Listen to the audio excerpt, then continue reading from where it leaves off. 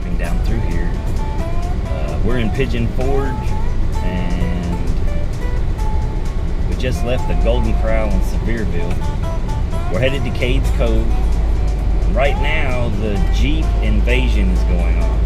So it's like 10,000 Jeeps. I don't know if that ended yesterday, or was it supposed to be throughout the whole week? But there's still a lot of Jeeps out right now, so I don't know.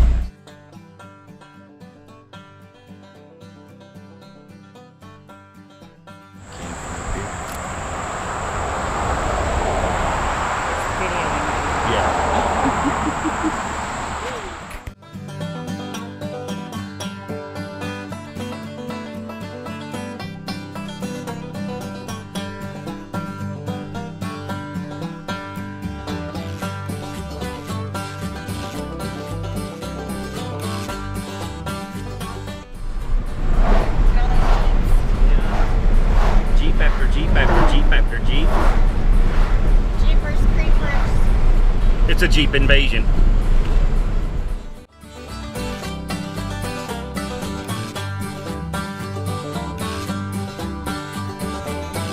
Jeepers Creepers was a pretty good one.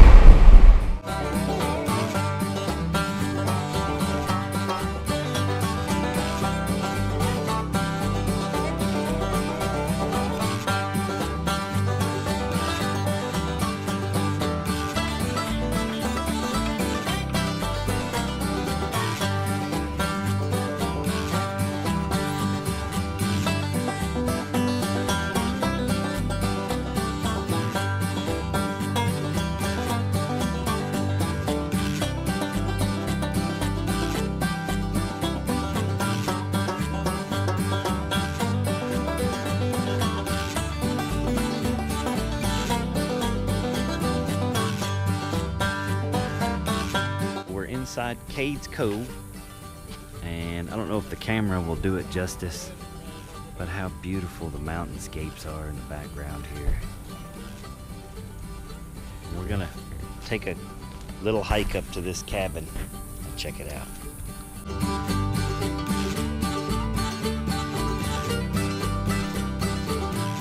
Right there. Yep.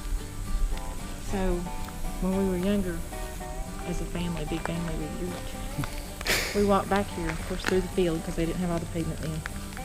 And my cousin stuck his finger in a hole in the chimney. Yellow Jackets came out. They didn't sting him, they stung me. Oh, man. Not a good story. No. Not a good story. John Oliver Place.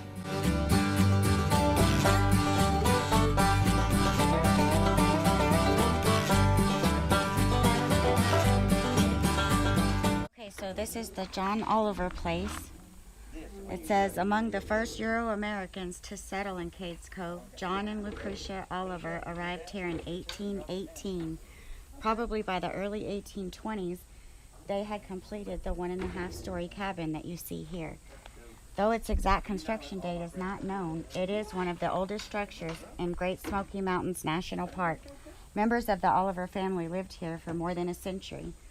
When you explore the house, notice details. How were the logs joined at the corners? How tightly do the logs fit? What are the chimney stones like? A story lies behind each detail. This is where Mindy got stung after they stuck their finger in a hole just like that.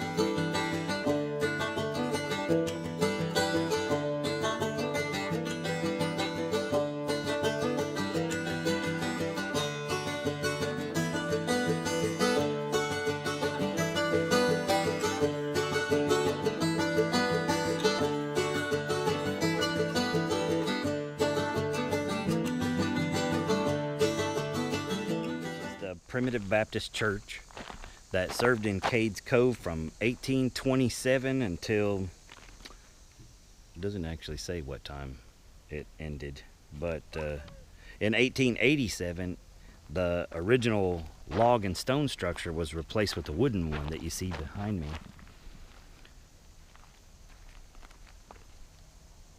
It's always been one of my favorite places because of the bell tower up top that's original, and most of the graves in here are from the early settlers, and their family members have put even fresh gravestones out here, buried their family at the permission of the park services. And it's just a really beautiful place. I'll take you inside and show you around.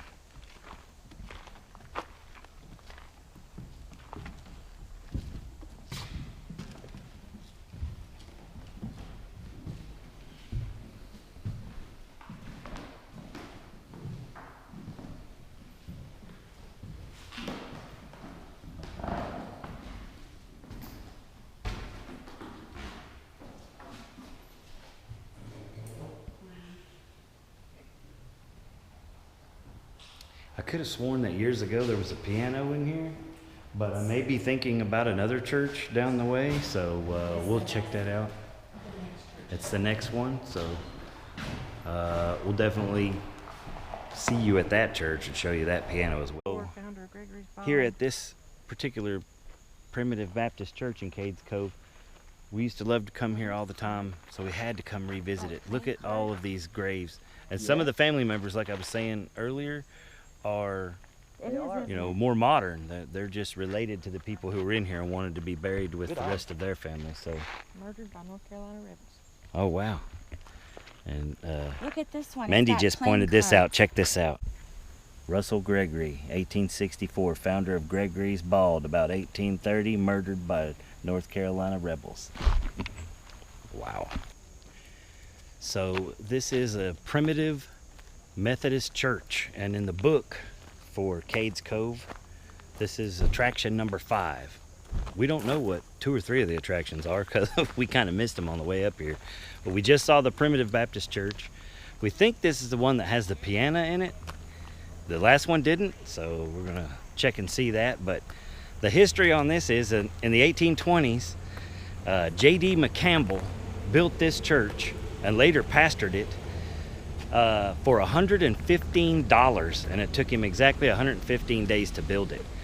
And then later on, around 1902, the log structure that he built was replaced with this wooden one. So let's go inside and check it out. So, just as suspected, this is the church. Look how beautiful it is in here. After what, almost 200 years? No, over 200 years. Of course, they did replace the original log structure with this wooden one, so this has only been standing for about 120 years. Yeah. 1902. So, there's the pulpit, and here is the piano. And wow, I just love being in here. I feel so close and connected to God. Let me tell you something about these 2 doors back here. So Jessica was reading, and most of your Methodist church that followed the traditions of that time believed in separating the men and women of the congregation by gender. So men would walk in one side and sit on one side, and women would walk in the other side and sit on the other side. But this particular church did not follow that tradition, and everybody kind of came in each door and sat wherever they wanted to sit. So even though this church didn't follow that tradition, they had the 2 doors here because they used a set of plans from another church that is actually located across Cades Cove on the other side, and we're going to go see it later too. So this is the 3rd church in Cades Cove that we've come to, and I love God and everything. I don't want it to all be about churches, but I still find it important for us to stop, go inside, show you some of what they have in there, what has been preserved. So let's go and check it out.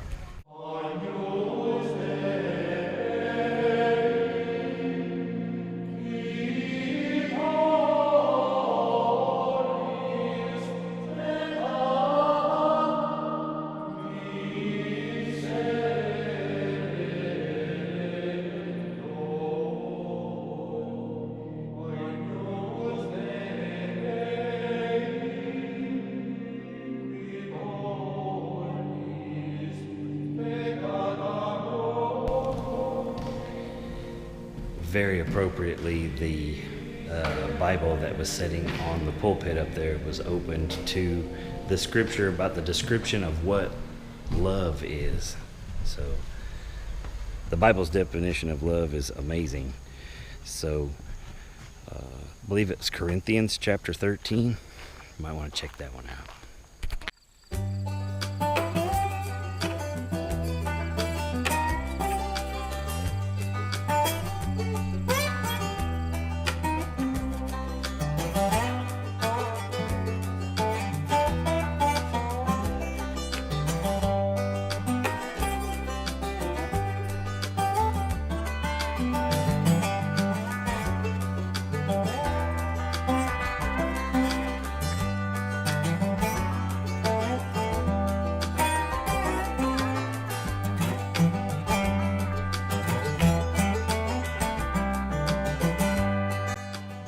We were before we were so rudely interrupted. When they spread their wing out, they got these end feathers on the bottom. The big ones, they're called pinion feathers. Well, if you look at a raven's, one has like 5 and one has 6 because of the size difference. So, yeah, literally the difference between a crow and a raven is the matter of opinion.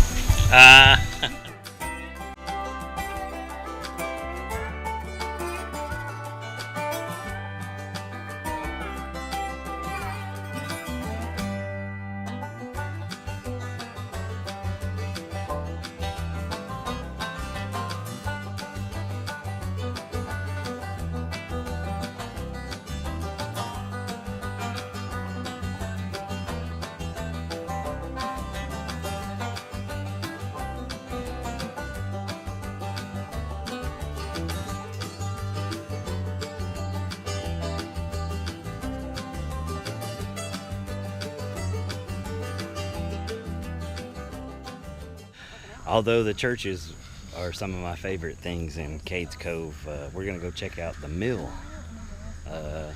We just took a little potty break up in here because we like to potty, you know what I'm saying? I know that was a corny dad joke, but I had to throw that in there. So yeah, me and Andrew, we're kind of leading the pack up here, and we're heading this way, going to check out the grist mill. Back towards the mill area, you can see lots of old buildings and stuff here. It's pretty cool back in here, and I don't mean cool as in neat, I mean cool as in it feels Good. amazing. Yeah, it is absolutely the perfect temperature. But there's a lot of really cool buildings. We're going to go check them out. I'll give you a little glimpse here as we turn it around.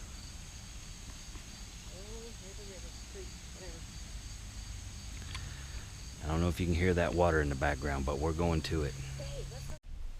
Not sure whose house this is, but we'll figure it out, put that somewhere here in the video. But this is a really large house. Oh, wait a minute, here we go. The Becky Cable House. Purchased land from John P. Cable and built this house in 1879 with lumber from Cable Mill. Believed to be the first all-frame house in the Cove. Oh, look here.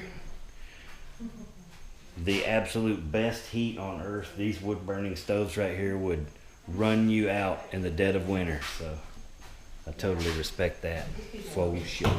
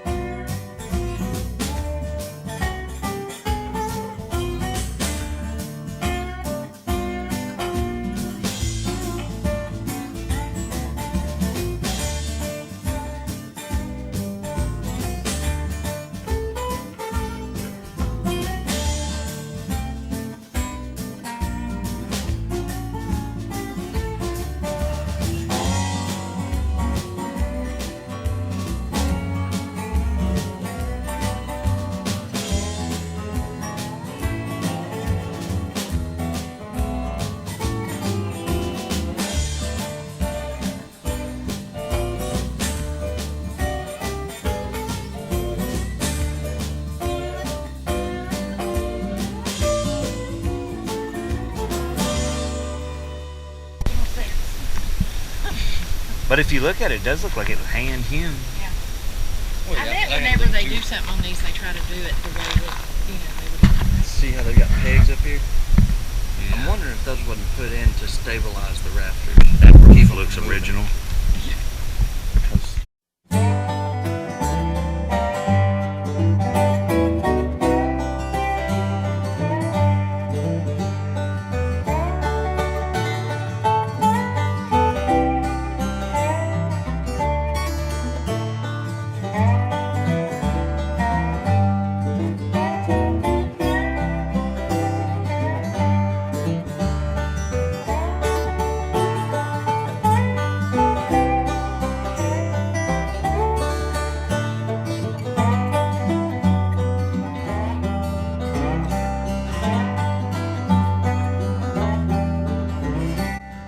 We really thank you for coming out with us on our journey. Please hit that thumbs up and give us a like. Click subscribe. Hit that notification bell to know when new videos are coming out. And if we're important enough to you, go ahead and consider becoming a patron, and that'll fund more videos in the future. Thanks again, and God bless every one of you.